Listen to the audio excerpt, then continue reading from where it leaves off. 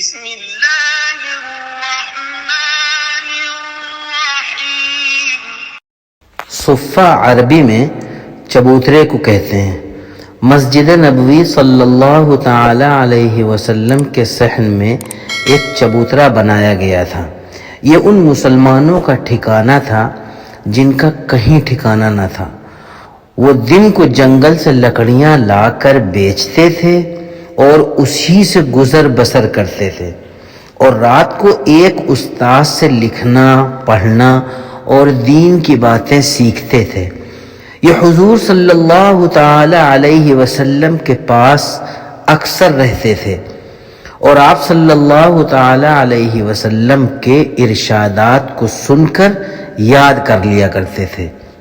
کہیں کسی داعی یا مبلغ یا اسلام پھیلانے اور سکھانے والے کی ضرورت ہوتی تو اللہ کے رسول صلی اللہ تعالی علیہ وسلم انہی میں سے کسی کو بھیجا کرتے تھے۔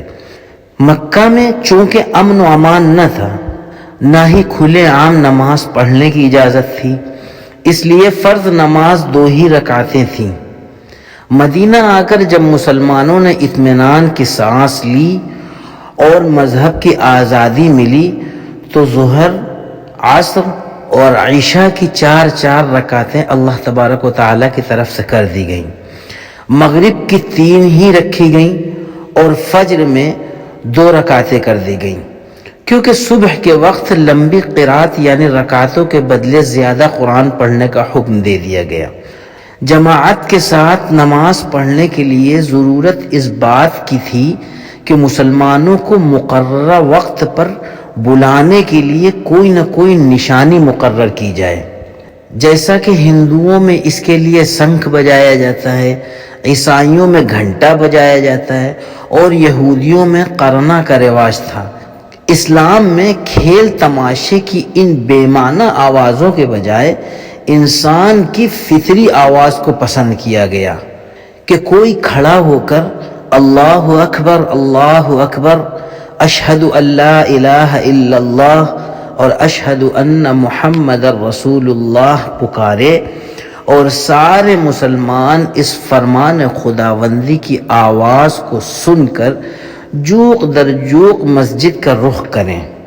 اللہ اکبر یعنی اللہ سب سے بڑا ہے، اللہ سب سے بڑا ہے، اور میں گواہی دیتا ہوں کہ اللہ کے سوا کوئی معبود نہیں، اور اس بات کی گواہی دیتا ہوں کہ محمد صلی اللہ تعالی علیہ وسلم اللہ کے رسول ہے۔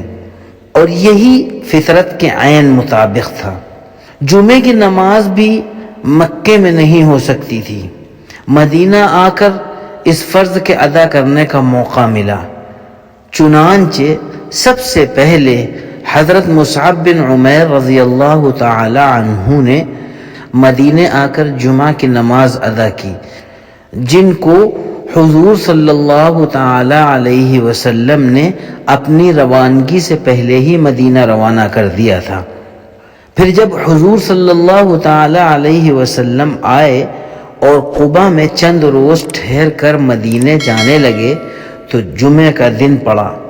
آپ صلی اللہ تعالی علیہ وسلم نے اس میں خطبہ دیا اور مسلمانوں کو جمعے کی نماز پڑھائی۔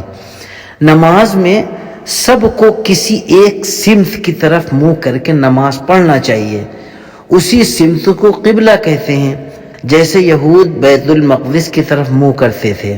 یہ حضرت داؤد اور حضرت سلیمان علیہ السلام کی بنائی ہوئی مسجد تھی، اور عرب والوں کا قبلہ کعبہ تھا جو حضرت ابراہیم علیہ السلام کی مسجد تھی۔ حضور صلی اللہ تعالی علیہ وسلم جب تک مکے میں رہے کعبے کے سامنے اس طرح کھڑے ہوتے تھے کہ بیت المقدس بھی سامنے پڑ جاتا تھا۔ مدینے آئے تو صورت بدل گئی۔ مدینے کے ایک طرف کعبہ تھا تو دوسری طرف بیت المقدس، دونوں کی طرف ایک ساتھ رخ کرنا ممکن نہیں تھا، اس لیے ان دونوں میں سے ایک ہی کو قبلہ بنایا جا سکتا تھا۔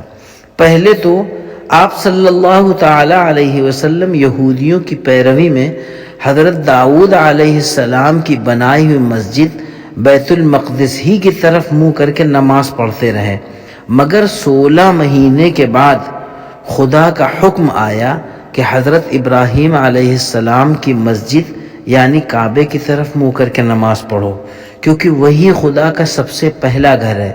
اس وقت سے کعبہ مسلمانوں کا قبلہ قرار پایا۔ مسلمان یوں بھی ہر گھرانے سے ایک ایک دو دو کر کے مسلمان ہوئے تھے، اور پھر ان کو اپنا گھر بار اور مال و دولت سب کچھ چھوڑ کر پردیس نکلنا پڑا تھا۔ مدینے آئے تو یہ مسلمان بالکل پریشان و تباہ حال تھے۔ حضور صلی اللہ تعالی علیہ وسلم نے یہ کیا کہ ایک ایک بے گھر مسلمان کو ایک ایک انصاری کا بھائی بنا دیا۔ پھر یہ ایسے بھائی بنے جو خون کے رشتے سے بڑھ کر ہوئے۔ ہر ایک نے اپنے بھائی کو اپنے گھر، اپنی روزی اور اپنی زمین میں جگہ دے دی، اپنے مال و دولت میں سے حصہ دے دیا، اپنے کھیت اور کھلیان بانٹ دیے، اپنے کاروبار اور بیوپار میں شریک کر لیا۔ اس طرح کی مزید اسلامی معلوماتی ویڈیوز کے لیے آپ ہمارے چینل اسلامیات قطر کو سبسکرائب کر لیں اور بیل آئیکن کو دبا دیں تاکہ ویڈیو اپلوڈ ہوتے ہی آپ کو نوٹیفیکیشن مل جائے۔ جزاکم اللہ خیرا۔